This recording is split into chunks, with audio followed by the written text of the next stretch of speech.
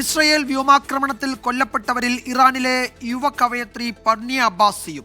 ടെഹ്റാനിലുണ്ടായ ആക്രമണത്തിൽ പർണിയയുടെ അച്ഛനും അമ്മയും സഹോദരനും ഉൾപ്പെടെ എല്ലാവരും മരിച്ചു.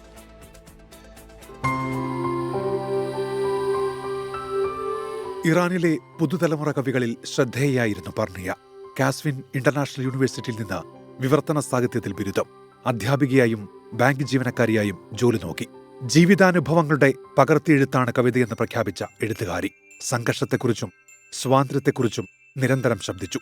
24-ാം പിറന്നാളിന് 10 നാൾ മുൻപായിരുന്നു ഇസ്രായേൽ മിസൈലുകൾ ആ ജീവനെടുത്തത്.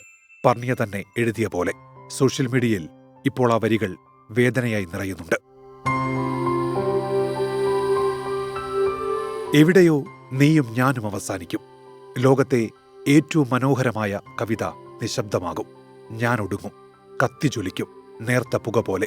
നിന്റെ ആകാശത്തെ കെട്ടുപോയ നക്ഷത്രമാകും. നല്ല കവിതകൾ കാലാതിവർത്തിയാണ്.